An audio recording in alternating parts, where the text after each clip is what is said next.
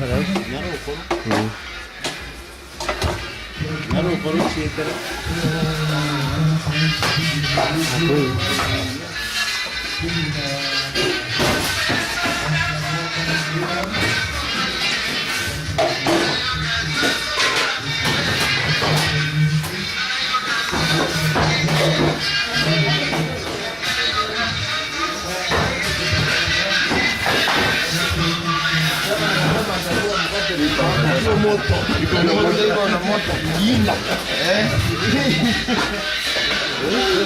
can try to access the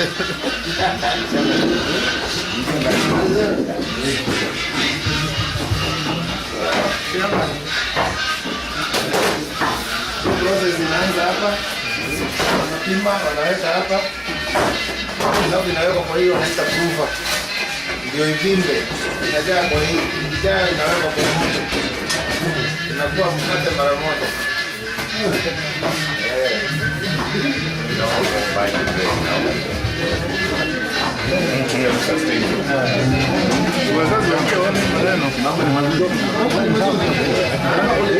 Nafasi uliweka hii kaukuta kidogo kawa room. Hii nafasi ilikuwa tu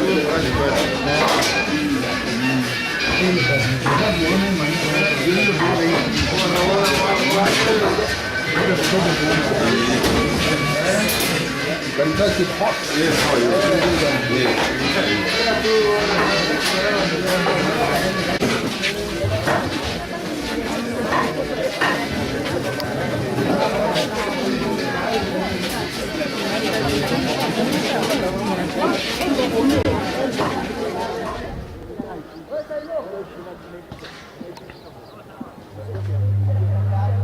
Hey, Saimo!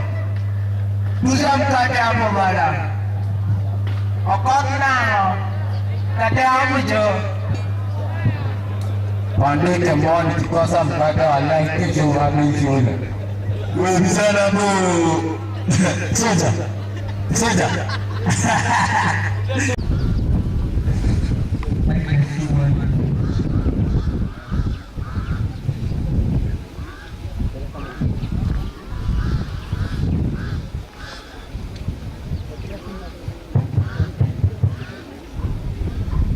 Kwa hivyo mahali ambapo mmesimama ni mahali pa kuketi.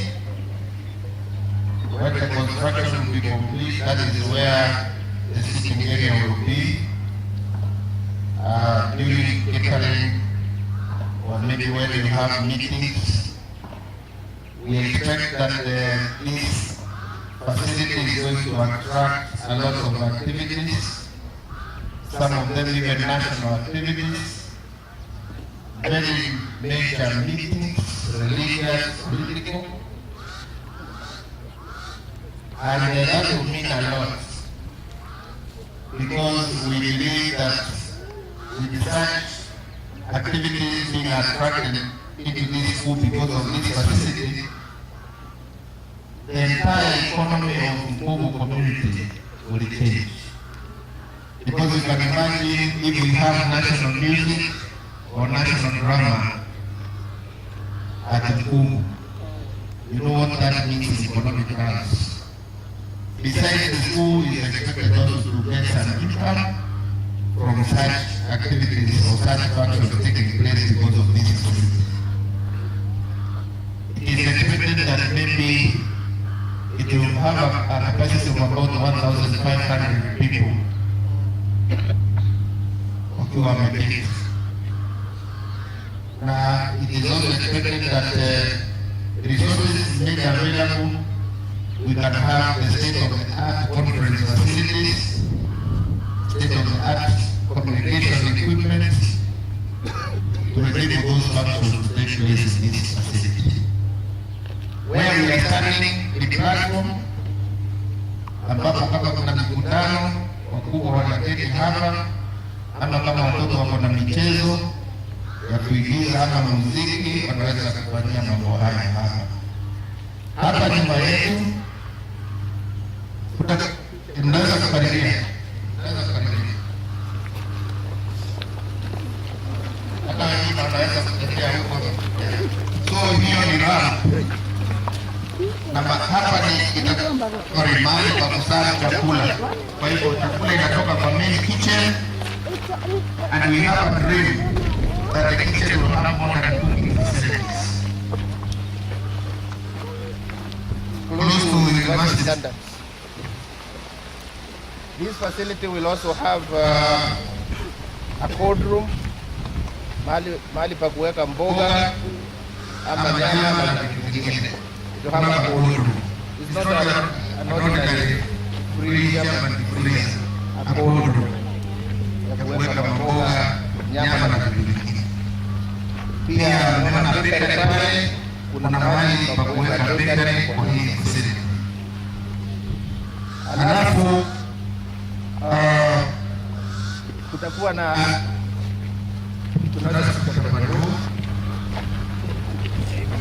tumesema mahali tumekanyaga ni platform, mahali watoto wanaweza kufanya michezo yao ya kuigiza ama michezo ya muziki, na hapa nyuma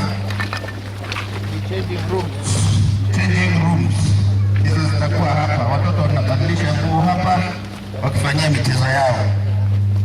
So huku nyuma pia kutakuwa hii ni kitchen yard, hata gari inaweza kuingia hapo inaleta chakula huku ama kwa mastore. Pia kutakuwa na choo ama vyoo vya kutumiwa na wafanyikazi wa hapa. Kutakuwa na main store ya wet cereals na dry cereals na vitu vingine. Alafu kutakuwa na machoo, kutakuwa na vyoo vingine hapa pia vya watu wakubwa ambao watakuwa hapa, na vyoo vingine upande ule vya kutumiwa na watoto. Tunaelewana? Umeelewa sasa? Hapa kutakuwa na mashamba kidogo ya kukuza tuseme vitunguu ama vitu vingine kama hivyo. A small garden. So ladies and gentlemen, you'll agree with me, even after we complete this project, there's going to be a serious need for a comprehensive sewerage system. Maybe complete with what they call a biodigester, which can also generate gas. So those are dreams, and I believe we are going to realize those dreams. Amen? Amen. So we have a feeling that in the process of doing this construction, resources made available through your prayers, we will be able to connect the entire school with a comprehensive sewerage system. This school lacks sewerage system. Like I mentioned in my speech, we rely on shallow pits, which is unhealthy and which is very expensive when it comes to emptying. So if we can be able to do a comprehensive sewerage system for this school and all the facilities are connected to the same, itakuwa ni baraka kubwa. Alafu tunaipeleka huko chini karibu na fish ponds. Thank you very much, ladies and gentlemen. I don't know, Mr. Chairman, PTA, got something to add? Where's Mr. Chairman? I would like to mention that this facility ni kazi ya watu wengi sana. Kwanza kabisa, most important, alafu kuna watu wa public works ambao tumekuwa na mikutano nao hapa mara nyingi sana. Alafu kuna a very able board. Chairman of the board is an engineer. Our chairman of the PTA is a lawyer. So watu wanaoga kwamba tunaweza kupelekwa kotini kwa mtu yeyote kwa sababu ya kutengeneza kazi hii. Kwa hivyo hata walimu wenyewe wamehusika. For example, the boarding mistress na kitara wetu tumekuwa hapa hivi tukifanya rearrangement, reorganization of the structure. So it is something which I think we all of us own and which is our baby. Wanachama.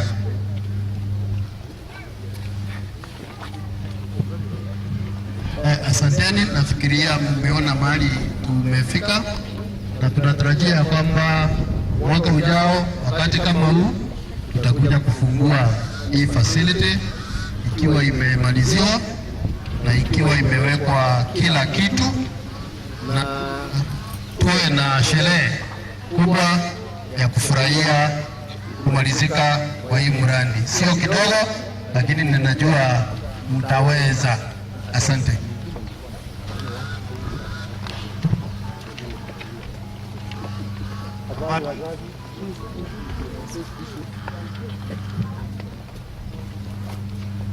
Mimi kama chairman wa muundo wa governance nimehusika na huu mjengo sana.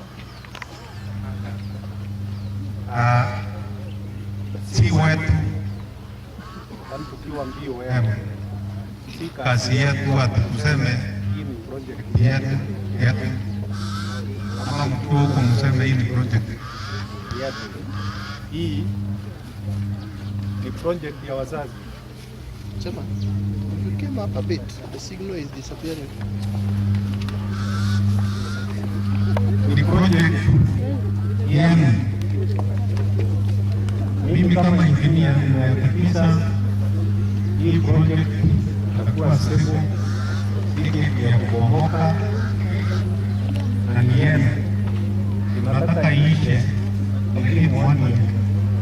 By this time when we're taleta nini hapa wazazi kuona ikiwa complete, na hata watoto wamchezee wakiwa kwa hiyo ramu wamesimama. Kwa hivyo tunataka muwe na bidii sana, kila mtu awe na bidii sana, tusaidiane kuhakikisha huu mjengo umekamilika in time. I don't want to stay here forever. Na ni kwa nini ninasema tutakaa hapa milele? Kwa sababu tuko na mambo mengi ya kufanya. Tuko na, ukiangalia vile tunaendelea na mambo ya hii shule, ukiangalia unaona peka liko pale, ukiangalia unaona kazi ziko pale na mambo mengine mingi, lakini hatutaki kuhusika na project nyingine mpaka hii iishe na ikamilike na tupige kazi hapa pamoja na wazazi. Asante sana. Thank you very much. Turudi sasa uwanjani.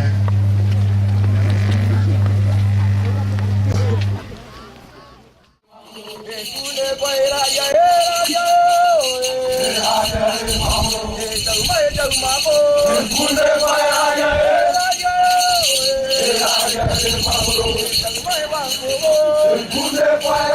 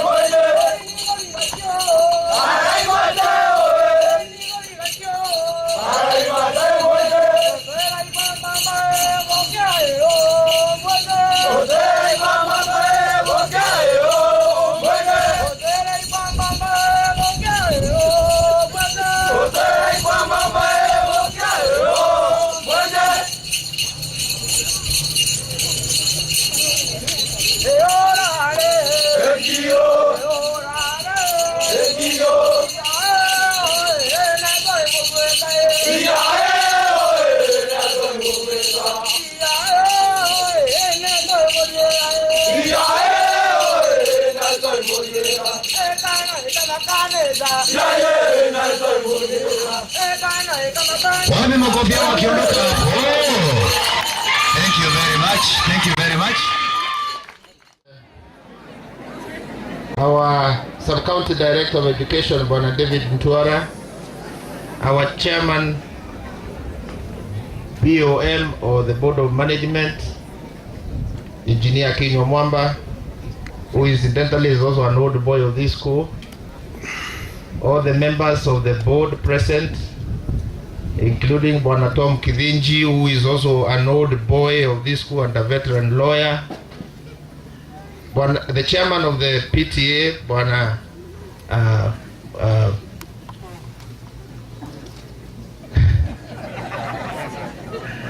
Bwana Jora Mwenda, who is also a lawyer.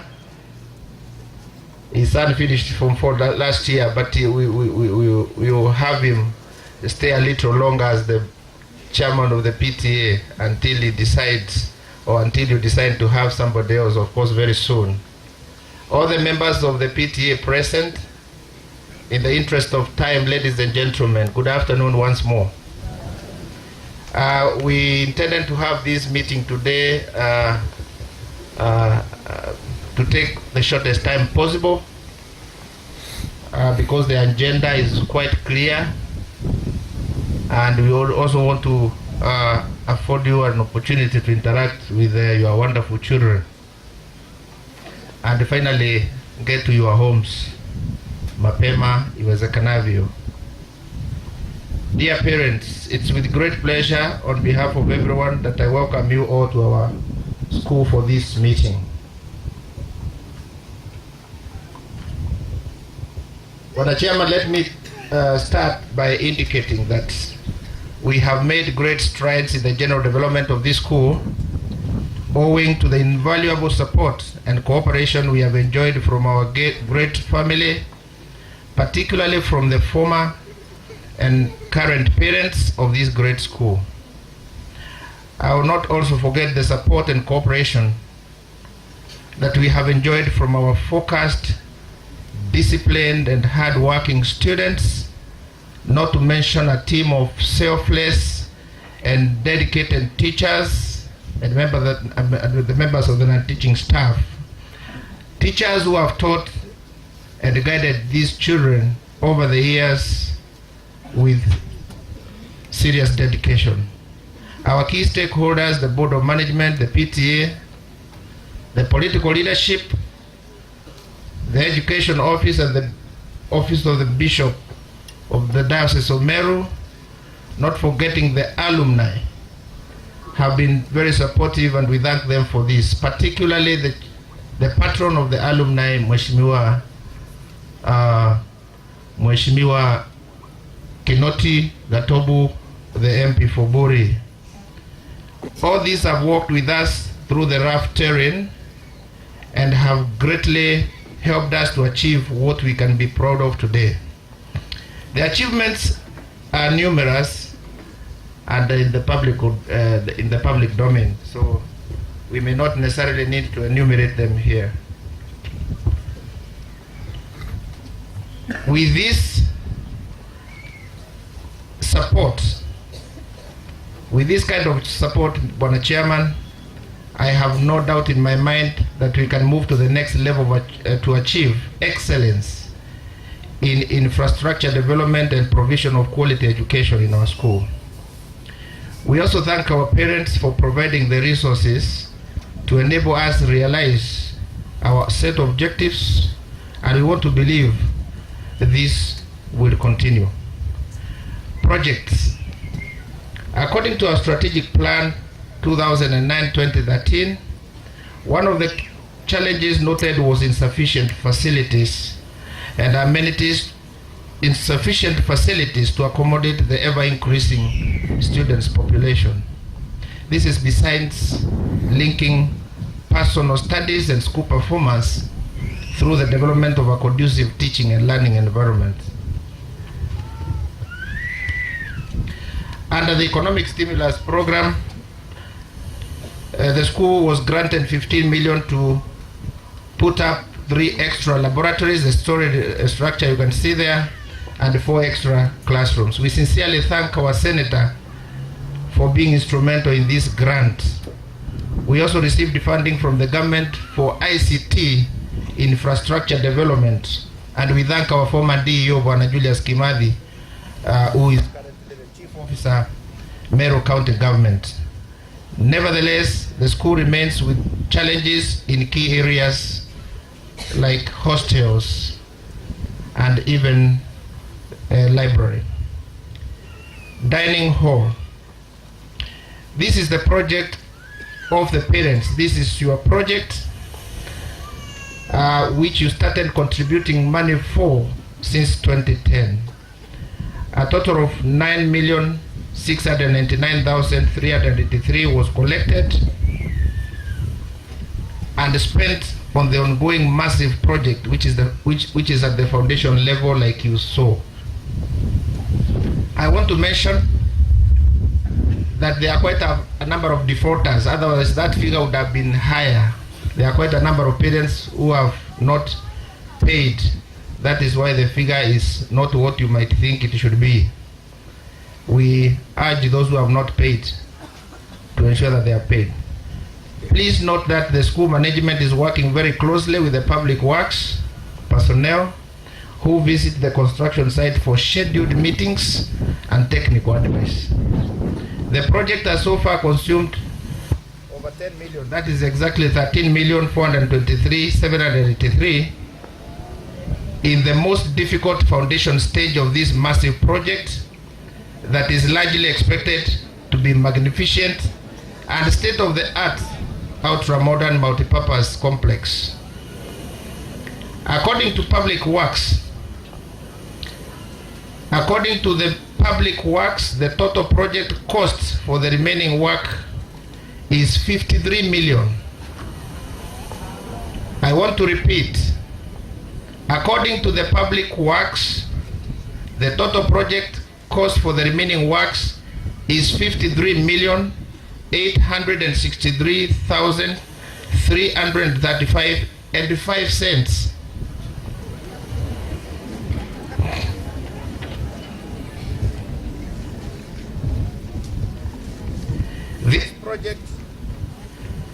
This project needs a brave and a comprehensive strategy to run through it in the shortest time possible, and we humbly request the PTA to support such a strategy that is tested or that has been tested elsewhere and has been seen to be cost effective. The financial resources mentioned, if made available, the school may be in a position to as well develop, like I told you at the site, a comprehensive sewer system, which is also lacking and very important in the school. KCSE 2014. Ladies and gentlemen, from 2009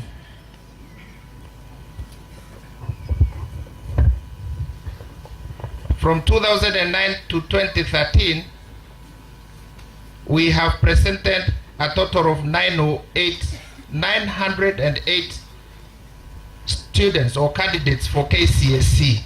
Wale watoto ambao wamefanya mtihani wa form 4 KCSE kutoka 2009 mpaka 2013 walikuwa ni watoto 908. Out of this, a total of 759 boys have attained the minimum entry requirement for admission into our universities. Can you clap for them? I don't know, that translates to what percentage? I think almost 80%. I salute these boys who made us proud with their hard work and discipline. I also salute their wonderful parents who stood by us even in very tricky and delicate situations. You can see it was not in vain. I wish we had a tool to monitor their progress. That is, after they left this school, they went to the university. Some of them are employed. I wish there was a way of knowing where they are and what they are doing. I have no doubt in my mind that these boys are not only successful, very successful, but also dependable citizens of this country. We had a very good, disciplined class of 2014, ladies and gentlemen. We remain very hopeful and prayerful that their results will be good because we had prepared them very well. However, we had a challenge where 3 of them were caught with mobile phones in the examination center, which is contrary to the Kenya National Examinations Council rules. The matter is in court. We can't discuss it further. I am humbly calling upon parents to assist us inculcate virtues of integrity in our children, especially in regard to the conduct of exams, national exams. As a school, we will stand firm against cheating in exams, since we believe that our candidates are usually thoroughly prepared to face the exams so that we can present to this country confident, courageous, and quality professionals that this country badly needs to achieve Vision 2030. The government's initiative to abolish ranking is highly celebrated by our entire school family. This is a key milestone in the fight against cheating in exams in our schools across the country. We urge our friends to obey the ministry's directive in regard to this and stop pursuing temporary glory that come with fake results, what we call satanic results. And you know there are experts around us in that. School expansion dream. In the ongoing Form 1 selection exercise, we have seen overwhelming demand for Form 1 places in our school. Just as it is the case in most of our schools that have made deliberate efforts to improve standards while investing in an attractive teacher-learner friendly environment. In view of the above, Mr. Chairman, we are toying with the idea of increasing capacity for an extra classroom in line with the school's registration status of 5 streams. We expect challenges, but I have no doubt in my mind that these are challenges we can be able to handle with the support of our parents. It must be noted that This is also in line with the government's initiative to increase or improve access, transition and completion rates.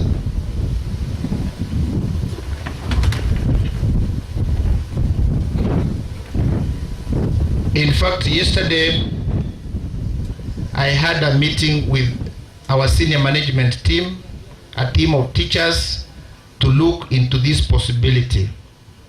We presented this proposal, I presented this proposal on behalf of the board to the team of the senior management teachers, and we tried to look into the challenges that may be posed by this kind of an initiative. We looked at the extra classrooms, if we have any, and we felt we have some space, some classroom. We went to the hostels, and we appreciated the fact that of course there will be a challenge there. But for quite some time we have had to contend with triple deckers in our school. And we thought if we introduced a few of them, they can accommodate these extra children in our existing dormitories before we start thinking of another dormitory. If this is acceptable to you, we shall require 4 extra teachers, 80 lockers, 80 chairs, and 100 triple-decker beds, which will maximize on space and act as a stopgap measure in regard to space in the halls of residence. We commit ourselves to ensuring that quality is not compromised, even if we increase the numbers. Those who have been, in fact, quite a number of our parents here have come asking for such vacancies for their relatives or for their own sons. It has been extremely painful for some of them because we have turned them away because we felt we don't have that capacity. I was telling them that some of them, actually all of them, they leave a bit of their pressure and stress to us. So at the end of the day, we are more stressed than them because we really feel that for them, they want us to help them. We have limited capacity to help them. It is extremely painful. But we felt as a school that if we went this extra mile and face the challenges that may come with this initiative, we may at the end of the day help 1 or 2 kids. We commit ourselves, I want to repeat, to ensure that quality is not compromised. We have schools that have 6 streams, 7 streams, and the schools that even defeat schools that have only 1 stream. So it depends on the structures that will be put in place and the management systems that will be put in place to ensure that quality is not compromised. After this initiative, if this initiative will be adopted, it is expected that we will churn out more students into our universities. I mentioned earlier that since 2009, we have taken over 700 students to our university with the limited facilities and resources that were available to us. So if we went an extra mile, it means this number will increase. And I want to urge all of us where we come from, that let us go an extra mile to ensure that our schools where we come from are developed, because you realize that there are few schools in this region or across the country that have demand more than others. When we are dying here with the crowds of parents, relatives wanting their children to come to this school, there is a possibility there is another school where nobody is interested in going. And I think all of us have a responsibility to find out why it is happening like that, so that we ease the pressure on the few existing schools. Otherwise, today is our chairman PTA's day. I don't want to talk more than that. I will take this opportunity now to welcome the chairman of the board, who will also, sorry, it's the chairman of the PTA now, because it is your day. And then after your speech, you will invite the chairman of the board, who will invite our sub-county director of education. I think there's no harm. The chairman of the board, before he starts, he will introduce the members of the board present, and maybe you will also give some of them an opportunity to say one or two things. The chairman of the board will introduce his members, and then he also give some of them an opportunity to say one or two things. With those few remarks, I want to thank you, and may God bless you. And he is in sports and youth. Now, today we decided this year to do things slightly different. You know, we've been always having our AGM together with our prize giving, and we thought we separate the events so that we can have our AGM without visitors, and then when we come for prize giving, it's a different day to celebrate results, to motivate our students and teachers, and do any other activity that does not involve management of the school. That way we'll be able to manage the affairs of the AGM, and we have enough time to discuss all the items that will be presented by the management. I would like to first move quickly to the issues that have been a problem to us. One of them is payment of school fees. We have serious arrears. Some parents are completely unwilling to contribute their share of school fees. We need to resolve that every parent must pay fees and pay on time, so that the other programs are not inconvenienced. When the principal was speaking, when we were going through the construction costs, we realized that we've collected roughly around 10 million. Up to December, we ought to have collected 6 million. So we have to have collected 16 million. So some 6 million is with the parents. That's the arrears only on the PTA project costs. Similarly, the other accounts are in arrears. We want to be able to deliver services on time to the students. We need to have them have all the facilities they need on time. Think what happens if you ask for milk and the supplier says pay me first, and you don't have money to pay. So we need to improve on payment of school fees. For those students who are completely needy, you all know we take care of them through our benevolent fund. So those who are deemed not to be needy have no reason not to pay. Make arrangements with your class teachers, pay monthly, pay weekly, whatever the arrangement. But please let us have all the fees outstanding paid before the end of the term, so that by the beginning of the next term, nothing is owed for the previous term. The idea that the school will run, whether there is money or not, should not arise, because we are forced to struggle with little resources to run the school. Therefore, I would urge you parents, take charge and pay your fees. We are one of the schools that charges reasonable fees in this country. I was looking for places for Form 1 when you hear the principal saying he's overwhelmed. I was in Stare on Monday to look for a space for an orphaned child.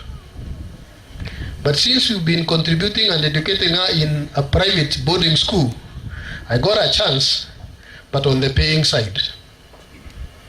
How much is the fees? 140,000 a year, payable upfront. Did we have choices? And this is a totally orphaned child? No. We rounded ourselves up the same group that has been supporting him, and we were able to raise fees and paid so that when tomorrow, or no, Monday, he is taken, he does not miss the opportunity.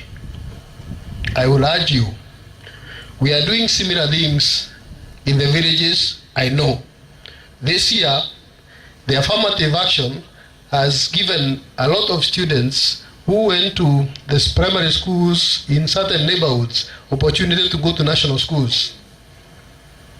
And their parents may not be able. I know of 3-4 initiatives in different villages where I've been invited so that we can contribute a little money to ensure those children don't lose their opportunities in the national school.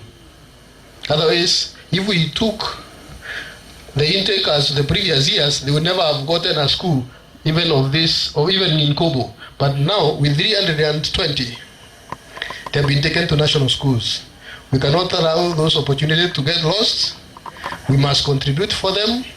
We urge you, please, meet your obligations so that this school runs effectively. Agenda number 2 in my speech is when you came in, you are given a document like this. Have you looked at it? Have we looked at it? This document was discussed by a joint committee, not a joint committee, but the full board and full PTA, and all the details were provided, and we went through each and every item. Those of you who have paid their fees last year, you will not see a difference at the bottom line.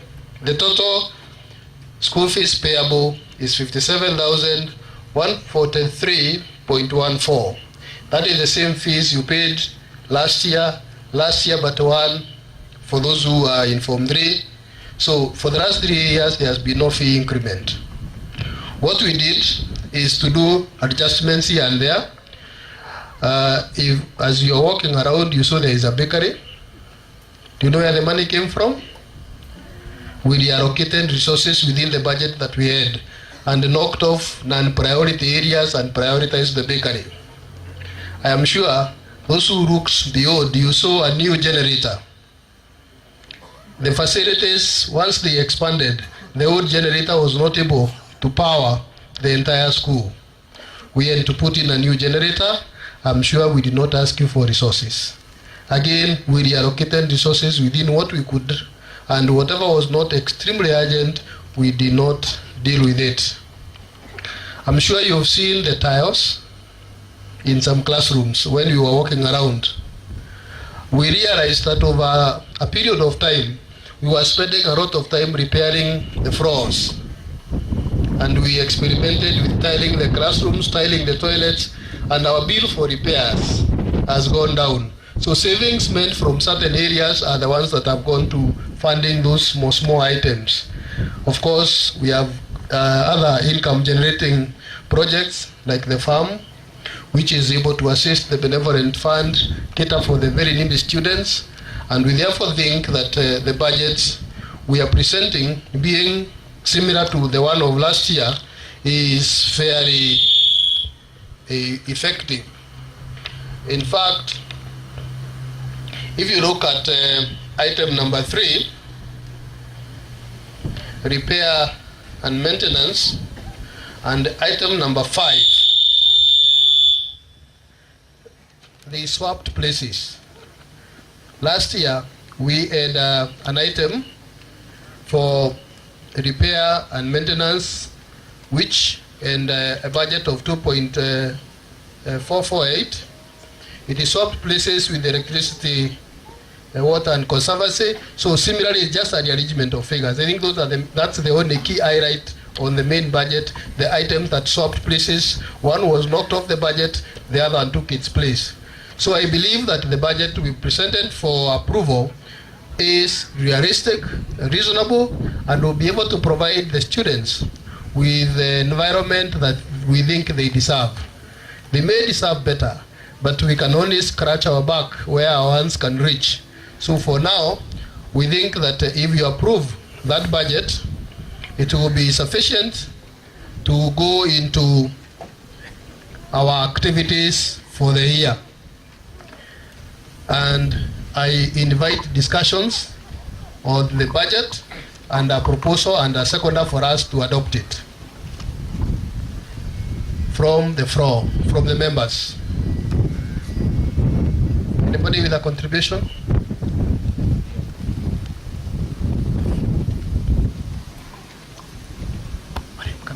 Can I have an extra mic, please? I wanted to say this. I support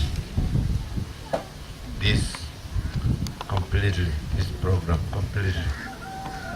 But I wanted to have an addition here.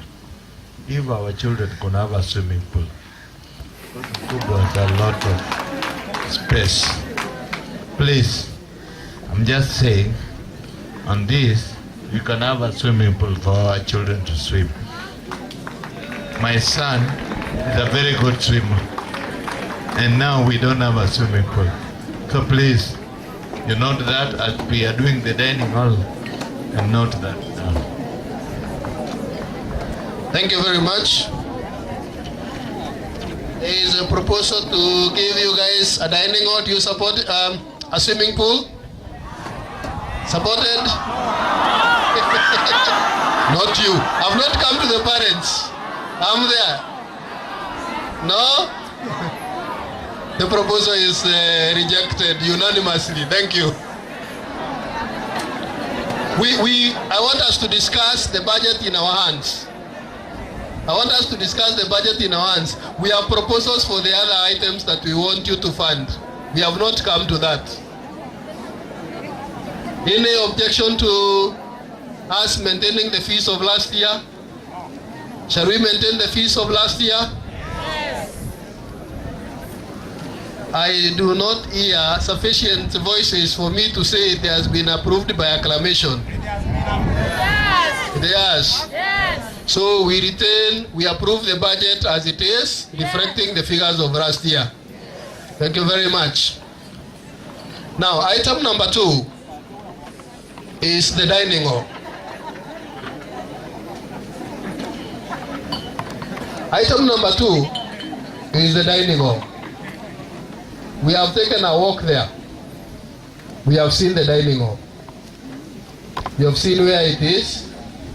And you know, so far, it has spent 13 million to get where it is.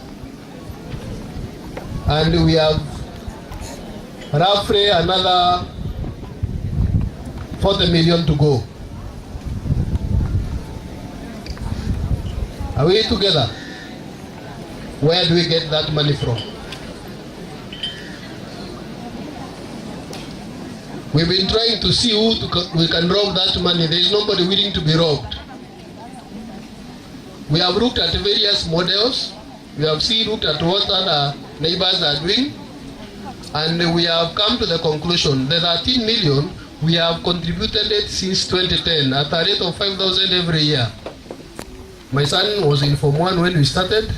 He's already out of school. The dining hall has not taken shape.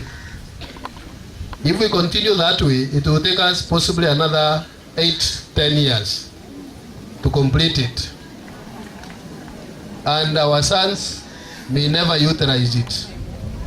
For sure, those who are in Form 4 may not utilize it unless during the prize giving day. Because the construction period is 1 year. It's actually 12 months. If we tell the contractor to move on site today, you take exactly 12 months. Give or take a month or 2 if the weather is very bad. But if everything is favorable, he says he can do it in 11 months. That amount of money, we cannot be able to get it anywhere else unless we contribute. The board and the PTA sat, discussed, and looked at models that have been done by schools like St. Mary's and Chagoria Girls, and agreed that we take a bank loan, or the way people are buying school buses. You take a bank loan and then we pay as we use. And we have approached the KCB and they have already confirmed that they will be willing to give us the 54 million repayable over a period of 5 years. They have decided that since of course we cannot charge the title to the land, they will waive the requirement for the security. But one of the things we'll do is, of course, we'll start banking with them, because we don't bank with them right now. And then from there, they'll be able, at every term, once we pay fees, they take their money, they take their interest, then they give us another 3 months. When the next term opens, we get the other installments. Now, the board is proposing to borrow the 54 million, which will be enough to do and complete the dining hall, and they put up the sewer system, which we don't have. Right now, we are emptying the soak pits twice a year. They must be emptied within the term, which makes it a bit costly. If we do a comprehensive sewer system, we'll be able to save, and it will also be able to take over in the event of more developments, like the principal is proposing an additional class. If we have the 5 streams in Form 1, in 4 years, our population will grow by 50 times 4, which is what? 100. Will be 900 students in 4 years, as opposed to the current number of 800. So it is important for the school to anticipate the things that are coming. Even today, as we talk, we still have stress with the other facilities like the dining hall, like the hostels, and we need to put more resources into it. Behind the principal's office, you know, there is the vacant road that was started by the old boys. Nothing has been done. So we want to see how much that 54 million can at least finish the dining hall and do something else. Either a big hostel or the sewer. But the sewer is the priority. So we want to ask you, parents, to authorize the board of management to borrow 54 million shillings for the project, repayable over a period of 5 or 6 years at most, so that we are able to see how we go. And each parent, if we look at the numbers that we have, at the current number of 800, the parent will be contributing 13,500 per year. So for the 4 years, and that will give us the dining hall this year towards the end of the year latest. At least by January, February next year, there will be a fully-fledged dining hall, and when you come, we'll not sit here, we'll sit in there. I would like you to agree with us, and if there is any divergent view, let us have contributions from the floor.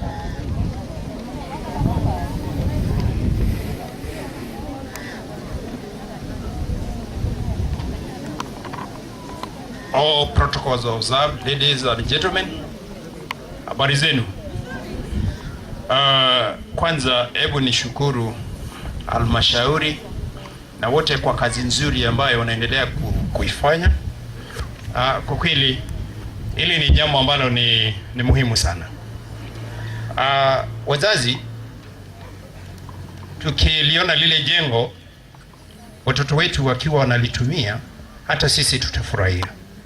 Kwa hivyo ningemuomba tukubaliane na hilo, wachukue mchango hiyo loan kutoka kwa banki, wakamilishe, alafu mara moja watoto waanze kutumia jengo hilo, nasi tuendelee kulipa. Kwa hivyo nadhani sisi wazazi hatuna pingamizi, tunaweza kuendelea. Asanteni. That has been proposed. Do we have a seconder? Kanyanga uwanjani ndio wazazi wa kuone.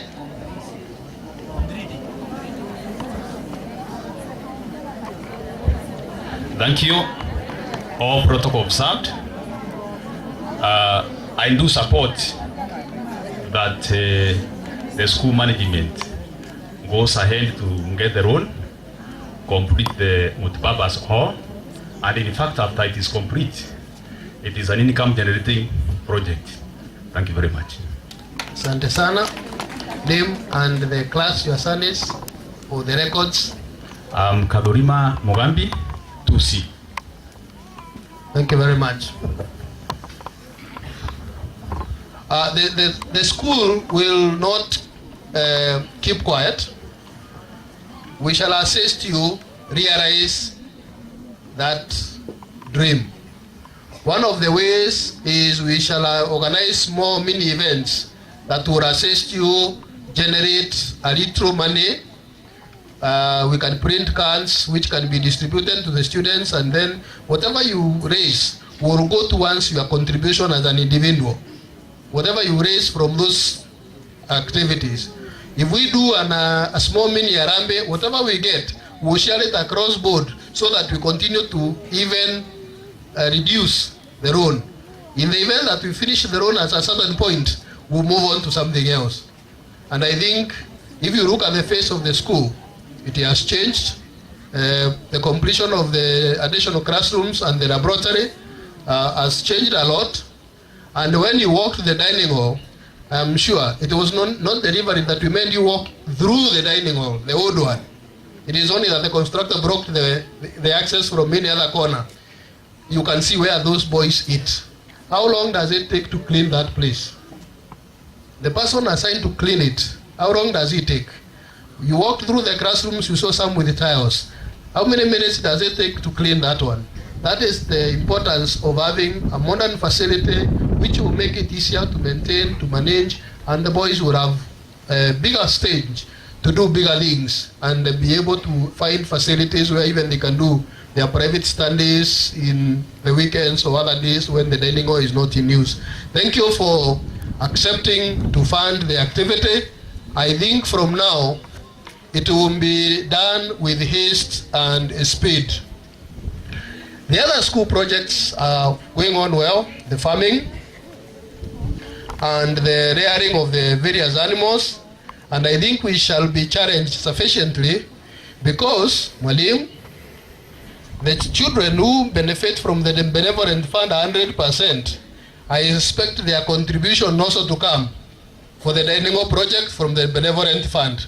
So whatever you do, generate more money for the benevolent so that that child's benefits are available so that we don't share the burden too much. As you saw, we have those extra classrooms that we intend to utilize. I think we'll be happy to have them utilized as proposed by the principal. The other issues will be taken care of. I want to say something about Form 4 exam and cheating. Cheating in Form 4 exams is not organized by the students. It is organized by the parents. And if you want to doubt me, I'll tell you why. You are the ones who buy the mobile phone. You are the one who put the credit. And you are the one who will go and meet the broker who is selling the exams because the exams is being sent to the student with a mobile phone. Last year, when we came for the candidates prayer meeting, we begged the parents to ensure that if your son had been keeping a mobile which we are not aware, please take it away. And those 3 boys who were arrested with the mobile phones, they were left with the mobile phones by their parents. Those 3 boys, the exam, the one that was being sat, was coming promptly on their mobile phone. Even after we confiscated the mobile phone, the exam for the next day came. Now, if it is being bought somewhere at Kaguru, and your son is here, how does he get to Kaguru to pay for it? It must be paid by somebody. One of the saddest part is one of the boys who was caught was one of the best among the very good students we expected to pass very well. but the parents possibly or the relatives wanted a more polished A than the other is. Let your son get what he deserves. And it starts now. For those who are in Form 4, you get what you deserve. You have a year. Work for it. For those in Form 3, you have 2 years. For those in Form 1, if you don't know, for those in Form 2, if you don't know, you have 3 years, counting this year. Parents, we do not discourage you from your sons having mobile phones and other gadgets when they are on holiday. Those gadgets should not come to school. Those gadgets should not, if they come to school for whatever reason. I understand parents whose children come from far, they allow them to carry the mobile, and when they come, they surrender it to their class teachers. We have no problem with that, so that you can also monitor where they reach on their way home. No problem with that. But for purposes of the examination, cheating should not happen in this school again. It was an embarrassment, and you do not know what that cheating was going to do to those innocent ones. If, for example, we are penalized a point for every paper, 1 or 2 of our boys would have gone to study medicine or engineering, will find themselves studying something different because they missed that 1 point that was taken away. Let us not take other people's blessings simply because we are encouraging our sons and daughters to steal. Finally, Mwalimu said that my term is over. That is correct. My son finished Form 4 last year. We are just waiting for the Form 1s to report. We hold the normal meeting for the Form 1 parents, do an election, and then with the full mandate proceed to find somebody to take my seat, and I'll be very happy to retire and go serve the nation in other capacities. I will continue to be a friend of the school. I will continue to make sure that the dining hall moves forward. We are trying also to look for a donor or two to see whether we can get even 1,000 shillings or $1,000. So I will continue to support the school in whatever way I can. And I hope that as we go on, this will become one of the greatest schools within this region, greater than the national schools around us. Thank you very much for your support over my 4 years period. Thank you for supporting me today, and I hope that when your new chairman comes in, you will equally continue to support him and show the unity that we have had for the last 4 years. One of the greatest things I have enjoyed is the unity of the parents of this school. You should never, for whatever reason, lose that benefit of the unity. Whatever decisions you make can make or break this school. And if the school will not be broken, it is the lives of your sons that will be broken if this school does not move in the right directions. I therefore wish to thank you for the unity you have showed over the 4 years. If I don't have an opportunity again, maybe to say, come and formally say, Kwaheri, I wish you well in everything that you do. But definitely, I will be here for the prize giving, whatever the results. And I will hope to see you all when we grant my final bunch of laptops and those other nice gadgets we give our conquerors who get A and A minus. Thank you very much. Have a pleasant weekend and a safe journey home. Thank you. I therefore invite the chairman of the Board of Management to come and address you and assure you that after you contribute the money, you know me, I don't account. It is him who accounts to the government, that he will make sure each and every coin has been properly utilized. We have been lucky, we never hired a consultant because he can look at those things in the night and come and tell us, yes, this is right, this is wrong. And we've been able to enjoy the benefit of his input. If you also don't know, there is like a small tarmac up to the dining hall. It was courtesy of the guys building the roads. It was courtesy of him because he is in government where some decisions are made. So we have been benefiting quietly without necessarily struggling so much. Thank you, engineer.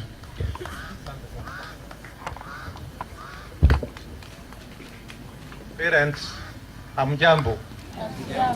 Wanafunzi hamjambo. Ladies and gentlemen, the triple decker beds and the congestion in our dormitories. I think after we finish the construction of the dining hall, we should immediately go to the construction of dormitories, because imagine if there is commotion and you have triple decker, you have any commotion in that bedroom, I mean in that dining hall, what would happen? A commotion associated, for example, with the fire alarm.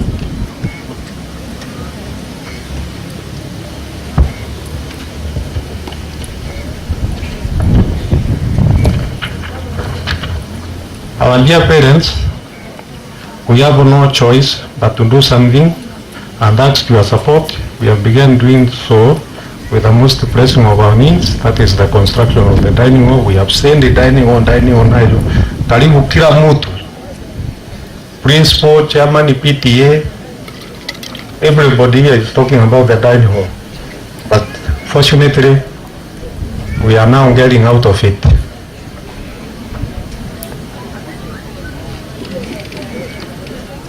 The board is unanimous that this project be completed expeditiously for comfort during meals and a conducive learning environment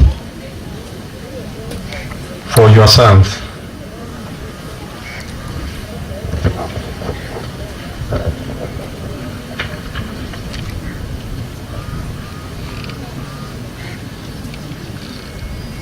The board, in consultation with the ministry, has approved that we approach a bank for the 55 million shillings loan,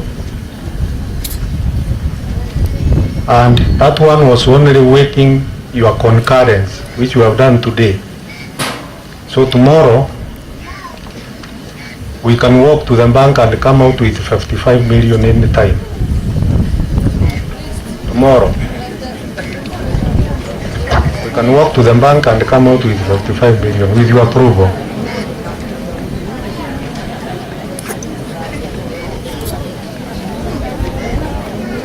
Please note that we have not increased the school fees.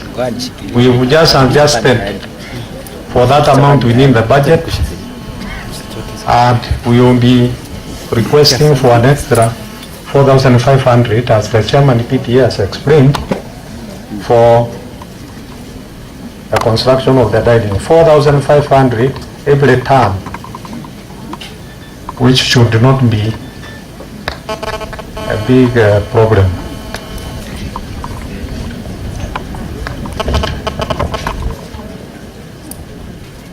In doing this, we shall accord our boys the best chance of succeeding, and combined with their handwork, discipline, and our prayers, we shall all be able to converge here again in 1 year's time to celebrate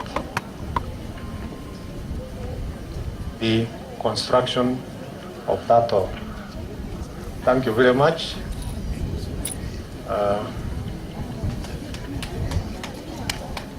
For those brief remarks.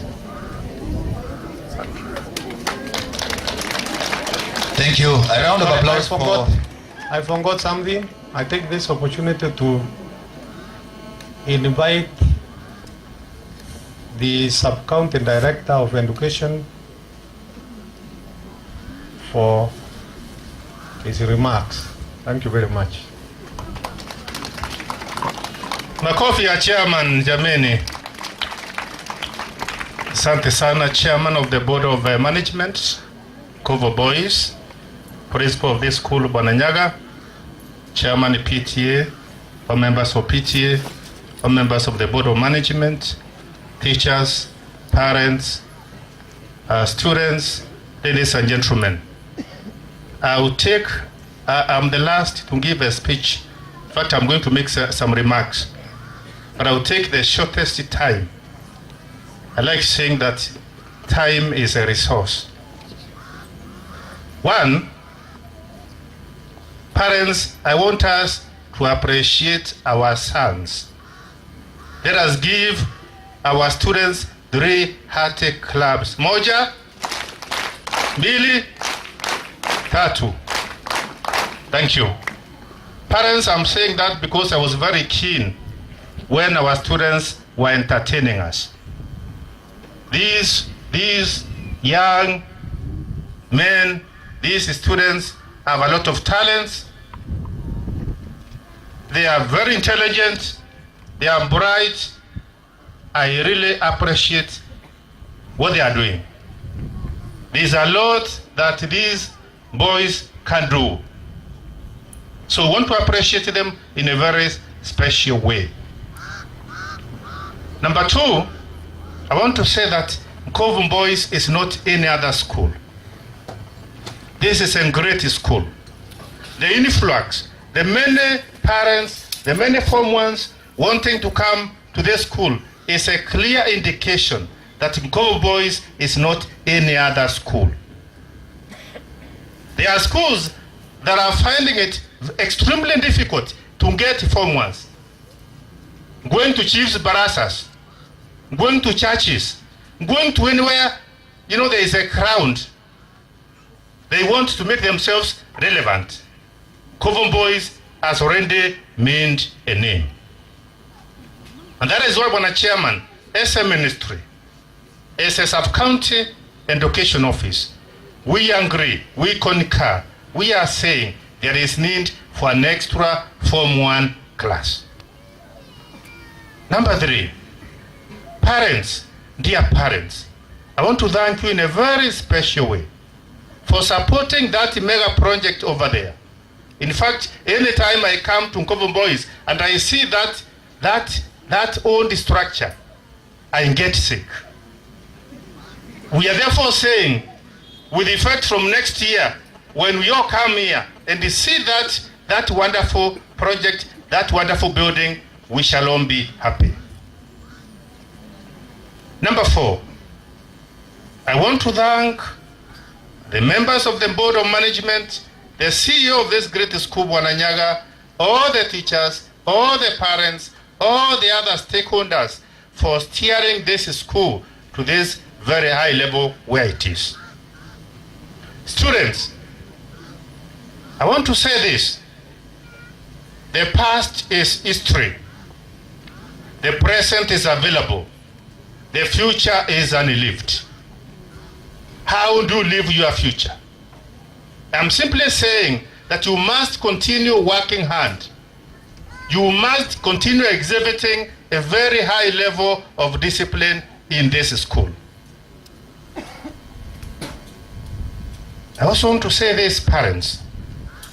The government, through the Ministry of Education, has released 2 billion Kenya shillings to Kenya National Examination Council this year to cater for both the KCP and the KCSE. Therefore, Form 4 parents, you are not paying even a single cent to cater for KCSE this year. Amukuwa mkichua? Form 4 parents, you are not paying. And if you are a parent in a school where your child is in class 8, in a public school, again, you are not paying even a single cent. That money is already there. KCSE and the KCP registration is ongoing. In fact, it started on January this year. It will go up to 31st of March this year. But please note that there is no late registration.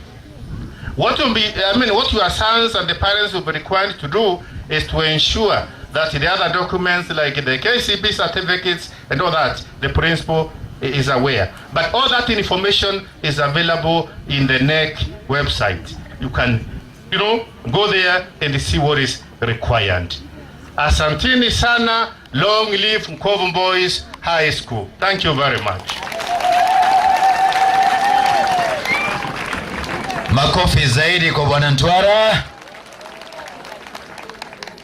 Thank you very much. Dear parent, student who needs to be attended.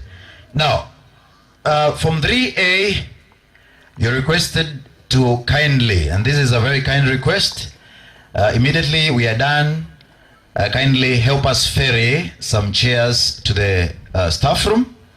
So, stewardship, under the stewardship of Paul Motari, and your class prefect Oscar, immediately we are done. Do not disperse, but pick a chair each and help us take these chairs to the staff room. That is where our guests will be having lunch. Before I invite our chaplain to lead us in the closing prayer, I know we will be interacting with the chairman PTA a little longer, but if we also don't get an opportunity to say this, we are wishing you always walls for the wind, a roof for the rain, and a tea beside the fire, laughter to cheer you, those you love near you, and all that your heart may desire all the time. May neighbors respect you, trouble neglect you, and the angels protect you. And when that time comes, may heaven accept you. Amen.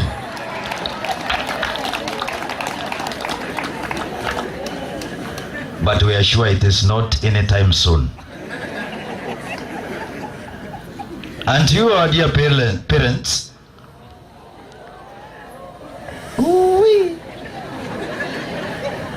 challenge me to a duel, dear students. And to our dear parents, may love and laughter light your days and warm your heart and home. May good and faithful friends be yours wherever you may roam. May peace and plenty bless your world with joy that long endures. May all life's passing seasons bring the best to you. I'm Manes Malaju, from English students. The dining hall has been taking progress. It has started to the foundation level, and we wish to express our sincere gratitude to the principal that this is the right decision that you've made, because we are getting to enjoy the privilege of a new dining hall that has already started. The parents have approved it, and we are happy that we are going to enjoy such a privilege. When you look at such a time as this, the dining hall that is there is not very good. It gives those who wash a very hard time. We don't enjoy to say it all. But the new tiling that is coming, the new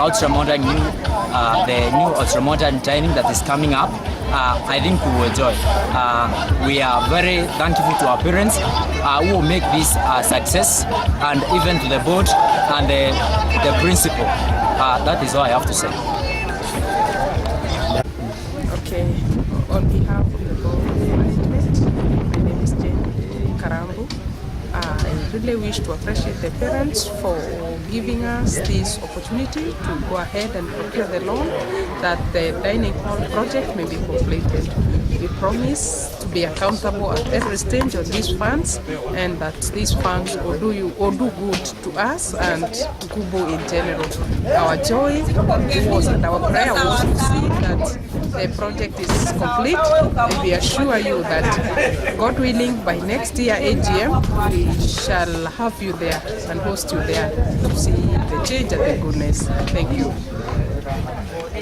Yeah, I'm a teacher in Nkubu High School, teaching mathematics and physics. I'm also a class teacher in Form 4B. I thank the BOM for securing a loan. That's a good idea because it will take a shorter time rather than it would have taken if the parents paid. So they have done a good job, and I thank the parents for accepting the idea and all the teachers. So I now believe that the BOM is going to do things very fast and get this loan and build this multi-purpose hall so that we can use it in the shortest time. All the best for them. I'm Catherine Chada. I'm a class representative for 3D, and I appreciate the work which is being done here by the management. I had a son here he came here in 2009, finished in 2012. He attained a good grade of A-, and all through I've been paying the money for the construction of the dining hall. And for now, I appreciate what the management has proposed so that the dining can be finished by the end of this year, so that my son in Form 3 can enjoy the good and beautiful dining hall. Thank you.